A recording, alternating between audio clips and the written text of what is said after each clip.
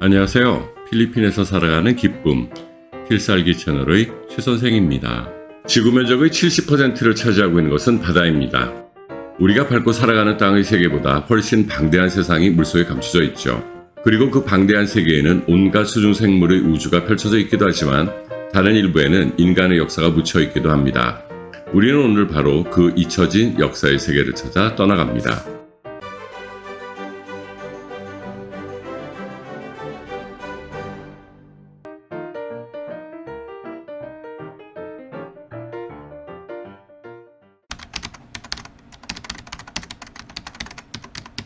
거제도 면적의 3분의 1밖에 안 되는 이 작은 섬의 비극은 마젤란으로부터 시작되었습니다. 순수한 원시부족인 차모르족의 수박한 행복은 마젤란이라는 인간으로 인해 스페인의 식민지가 되면서 황폐화되었고 독일을 거쳐 일본의 수종으로 넘어가면서 태평양 전쟁의 한복판으로 내몰렸습니다. 일본은 이 아름다운 섬을 군사 요충지로 만들었으며 그 결과로 이곳에서 출발한 B-29 폭격기는 히로시마의 원자폭탄을 떨어뜨리게 됩니다. 원폭 투하만 생각한다면 아름다운 결말이지만 그 과정에서 수많은 한국인들이 강제징용으로 이 섬에 끌려왔고 일본군에 의해 희생당했습니다.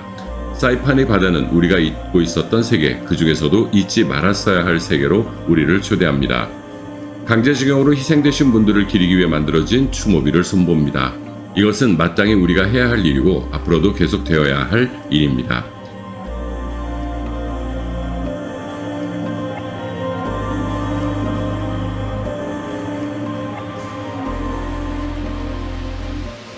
그리고 일제가 바다에 버리고 간 수많은 군수물자들의 잔해를 봅니다. 직접 두 눈으로 보는 것은 책 100권을 읽는 것보다 더 큰 깨달음으로 다가옵니다. 수많은 폭탄과 총알들이 그대로 방치되어 있습니다. 몇 년 전 홍해에서 다이빙할 때의 일입니다. 이집트의 바다에서 시슬곰을 만났죠. 그 배 안에는 수톤에 달하는 폭탄들이 있었습니다.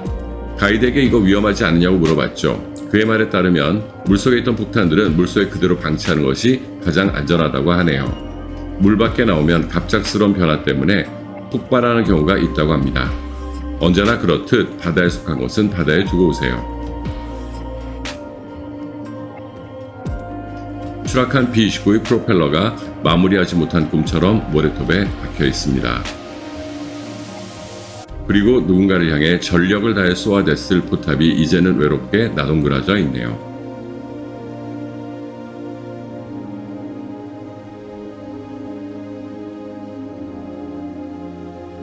그리고 물속에서 만날 수 있는 가장 거대한 역사인 침몰선으로 향합니다.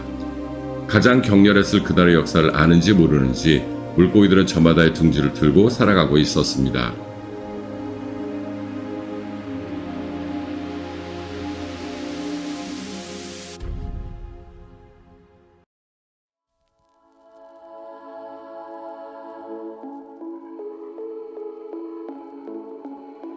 그곳을 돌이켜보고 있는 가운데 점잖으면서도 우아한 몸짓 하나가 우리에게 다가옵니다.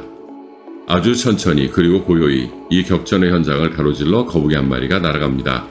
모두 알고 있다는 듯, 그리고 이 모든 것은 지난 일이긴 하지만 두 눈 깊숙이, 가슴 깊숙이 새겨두고 다시는 이런 일을 일으키지 말라는 듯 그렇게 쓱 우리의 시선에서 사라져갑니다.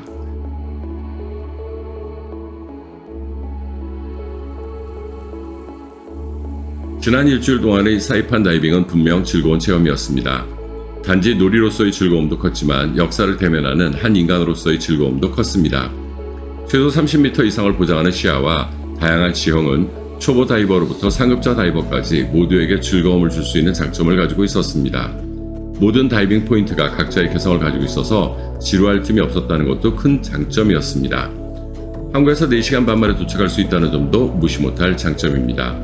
현재 시점에서 다양한 비행편을 가지고 있다는 점은 더 큰 장점이고요. 여기보다 더 좋은 다이빙 사이트가 있냐고 누군가가 묻는다면 물론 이야기할 수 있는 장소는 많습니다. 시야나 지형, 침몰선의 크기나 역사성, 이 모든 것을 생각한다면 홍해가 훨씬 나은 선택이죠. 엘핀스톤의 시야, 라스 모하메드의 지형, 시슬곰의 역사성, 그 모두에서 홍해는 단연 사이판보다 뛰어납니다. 하지만 접근성, 이 한 가지만으로 더 이상 언급이 필요 없을 듯합니다. 이집트까지 날아가는 것, 후르가다도 가야 하고 샤멜세이크의 다합도 가야죠. 그 모든 걸 합치면 홍해 다이빙에는 최소 한 달은 시간 투자를 하셔야 합니다. 한국에서 4시간 반 만에 이동 가능하다는 것, 시야가 거의 무조건 보장된다는 것, 다이빙 포인트마다의 차별성이 있어서 어디를 들어가도 새로운 경험을 할 수 있다는 것. 저는 아마 매년 사이판을 한 번 정도 찾을 것 같습니다. 지금 비행기를 타고 이동하는 와중에도 반자이 포인트의 산맥이, 핫스폿의 햇빛이, 희미한 섬의 동굴이 끊임없이 오버랩됩니다. 이런 경험 저만 한다는 것이 너무 배 아프지 않으신가요? 언젠가 한번 도전해보세요. 사이판의 바다는 언제나 열려 있답니다. 최 선생이었습니다.